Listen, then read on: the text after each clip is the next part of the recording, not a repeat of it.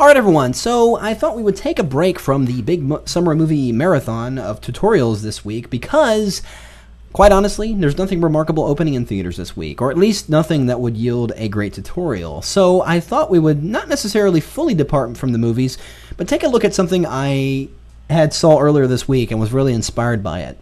They released a new clip for the new Tron movie that they're going to be making a few years ago, and it got me thinking about the old Tron movie that came out back in the 80s and how it had the really cheesy visual effects. Of course, for the time, it was state of the art, but looking back on it, you just kind of go, ew. But at any rate, it got me thinking about it and creating some retro kind of looking graphics or kind of techno looking graphics using Photoshop, and it got me thinking about this technique that I learned from Dave Cross using vanishing point to create a very interesting effect. And I wanted to point this out because it's a very cool way of getting a three-dimensional grid, but a lot of people don't really think about using vanishing point for this because they tend to forget that it does it altogether. So we will begin by starting with a document. Here I've gone ahead and created one, and it's just a black background. And I'm going to go ahead and create a new blank layer above that background layer, and we're going to go right into the filter menu and choose vanishing point. And we get this window here, and it automatically selects the Create Plane tool. And you have to create a plane before you do anything else inside of here. So what we're going to do is click and just set some points that will be our grid. Position that right about there. I'm just going to take this, and you can resize these boxes as you draw them out. And you can see that the grid is redrawing as I do this as well. And I can reposition it. I'm going to position that right off camera right about there. Or right off the canvas there. Now, what I want to do is create multiple planes. If I hold down the Command key, Control on Windows, and you click the center panel, you can actually go over here and extend out another panel. And it starts to give you kind of a 3D look to it. And if you hold down the Command key once again and drag out, it'll just keep going, dragging out multiple panels here, giving you a very interesting effect here. So we'll just drag that up to right about there. It looks pretty good. In fact, we can zoom out here and just go ahead and take that all the way off view there. I'm going to go ahead and select this side over here and do the same thing. I'm going to hold down the Command key, Control on Windows, and drag the plane up. And again, we'll drag it over. We'll just drag it right out of view there. Now, we've got a little area right over here in the corner that I don't necessarily or that I want to be part of the grid. So I'm going to go over here and select this grid here, hold down the Command key here, and just drag out this plane here. So we get a little bit of a grid line there. So now I'm going to hold down my Shift key and select all these grid planes, just like that. So now what I'm going to do is go into this little menu up here at the top of the vanishing point panel, and you're going to go in here and choose Render Grids to Photoshop. Now you didn't see anything happen, but when I click OK, it'll basically render those grids we drew right onto our layer. Now this is why it's important that you have a blank layer selected before you go into vanishing point. Otherwise, it will go ahead and apply it to whatever layer is selected, even if it's the background layer. But I wanted to keep this as a separate element on its own layer, so you want to create the blank layer first. So now it's brought it over and given me that same blue fill that it did inside the vanishing point window. I don't necessarily want that, so let's go over here and lock the transparency of this layer and just give this a white fill. So with white as my background color swatch here, I'm simply going to press Command Delete. That would be Control Backspace on Windows. And now we have a white grid. Well, now what I want to do is kind of give this kind of a futuristic glow on it. So I'm going to go over here and just add a simple layer style. So I'm going to double click on the layer, and it will open up the layer style panel. And I'm just going to go over here and choose Outer Glow. And I'm going to change the color. I'm actually going to give it a blue, kind of a glow here. We'll go with that blue right about there. And I'm going to leave all these settings in place, but down here in the Elements section, I'm going to set the spread to 5 and put the size to 10. And you notice it intensifies that glow a little bit better. So we'll go ahead and click OK.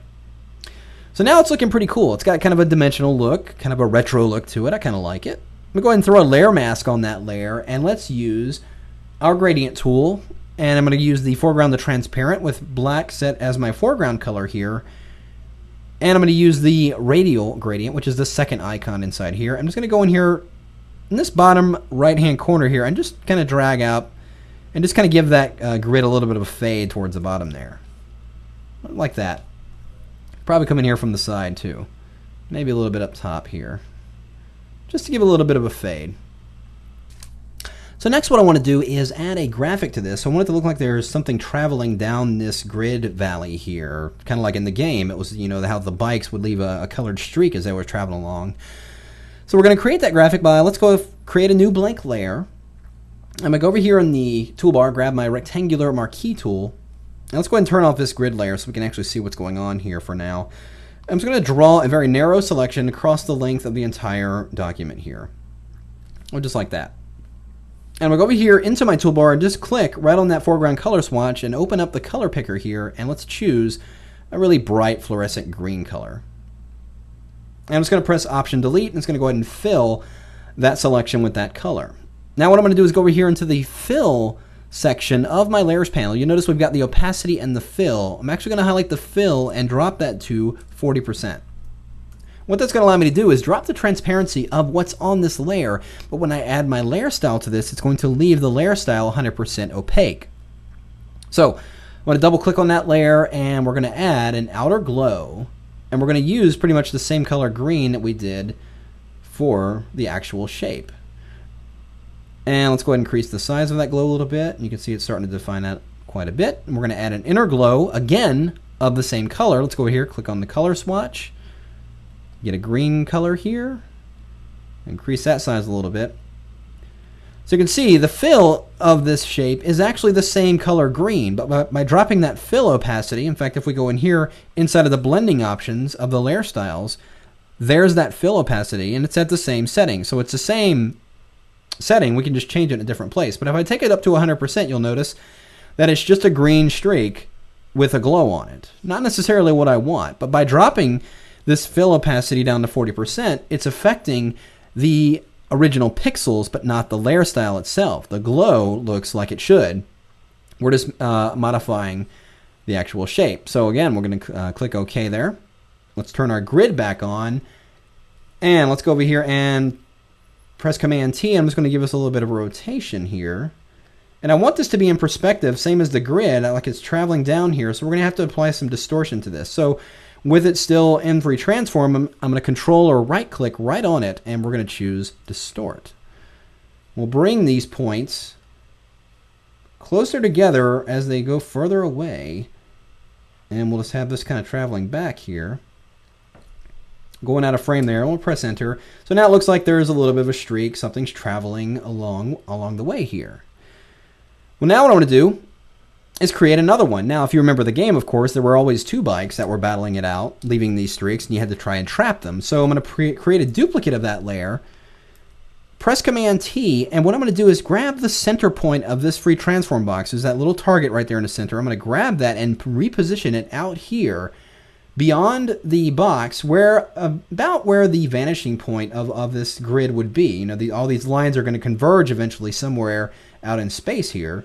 So I'm just going to position this about where that might be, and then go in here and just give this a little bit of a rotation so it's staying in proper perspective for the most part as we kind of rotate it around. Let's kind of position it back a little bit. So maybe this one's losing the race. Give it a little bit more of a turn there. Just like that. And let's make it a little bit different by changing the color, of course. So I'm going to lock the transparency of this layer, and let's go ahead and make this one yellow. But we also have to change the layer style. So I'm going to double click on the outer glow, click on the color swatch, and just simply change this to a yellow color. Same with the inner glow. We'll give that a yellow color there. And so we've got two competing graphics going on here. It's just kind of racing along the grid, looking pretty cool.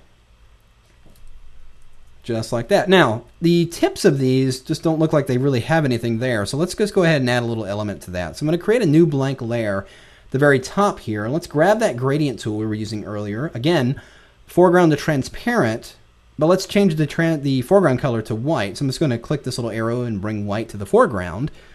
And go right in here and just draw a very small radial gradient right there at the tip of each one of these beams.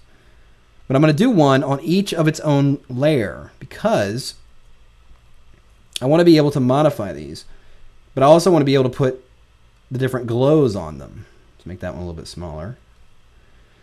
So this one's on the yellow beam and this one's on the green beam, but I want to have it have the same glows on it. So what I'm going to do is actually need to copy the layer styles that are on the beams onto these little gradients. So we know that this one's on the yellow one. So a quick and easy way of copying and pasting these layer styles, hold down the Option key and then click right on that effects icon. This would be the Alt key on Windows, and just click and drag that effects icon to your target layer.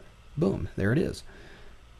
And we'll do the same with the green. So we get a little bit of a green glow there, and a little bit of a yellow glow going on there.